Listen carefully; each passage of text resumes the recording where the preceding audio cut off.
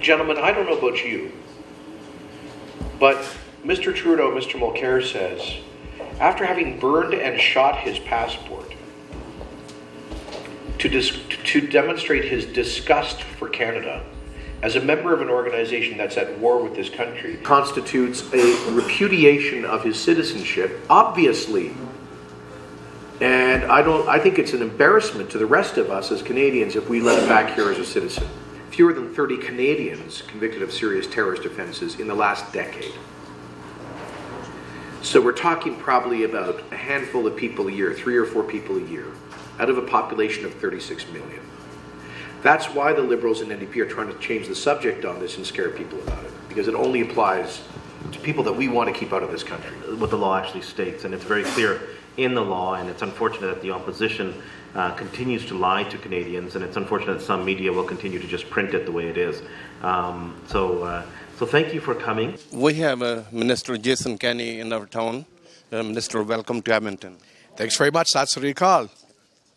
Minister, just a few quick questions. I know it's election time, but it's really honor for the community, for Tim Uppal, the minister, to sit in the front rows in the parliament as an executive member of the government.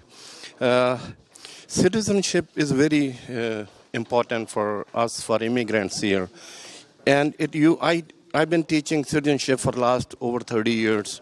It has become so tough right now. I always ask Tim about that as well.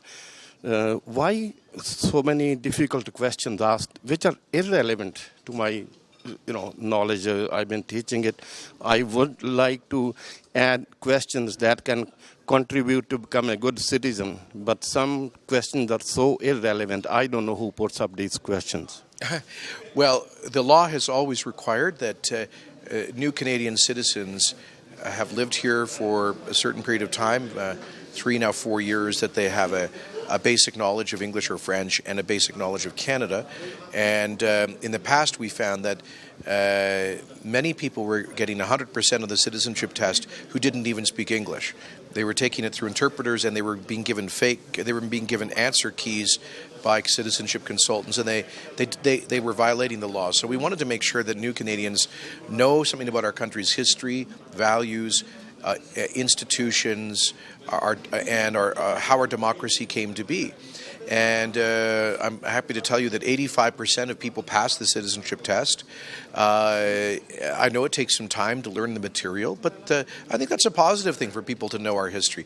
The other 15% can always come back and rewrite the test. So the overwhelming majority of people don't find the test too difficult. It makes sure that they actually know how our country came to be. You can't be an informed citizen and an informed voter without knowing something about Canada's past and our institutions, and that's why the citizenship test is designed that way. 12, 13 years ago, when Liberal government was in power, at that time, the time was up to age 60. That after that, you don't have to write a test. It was really difficult to teach people 55 and beyond. And then Minister Joe Volpe came here once, and I told him, and he was so nice. He went to Ottawa. He said, there is no test after 55. Why 65 now? We want to make sure that citizens, as much as possible, can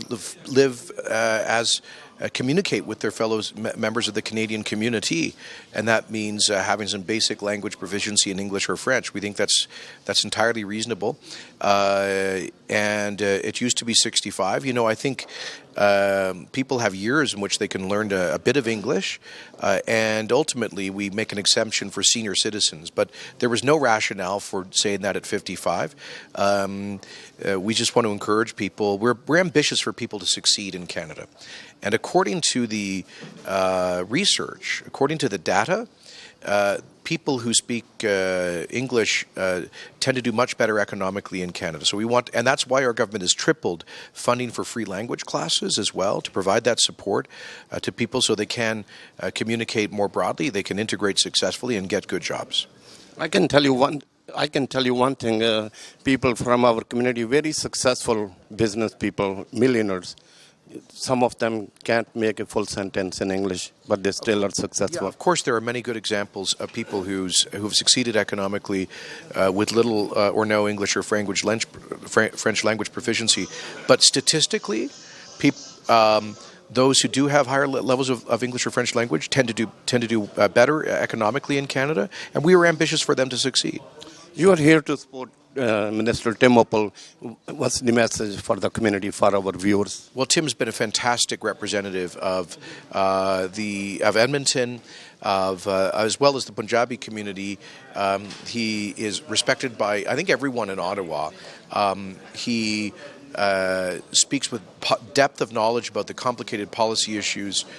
He is a principled conservative who believes in low taxes and support for families on being tough on crime. And I think it's essential that we continue to have his voice around the cabinet table as well as in Parliament. Thank you very much again coming here. Thank you.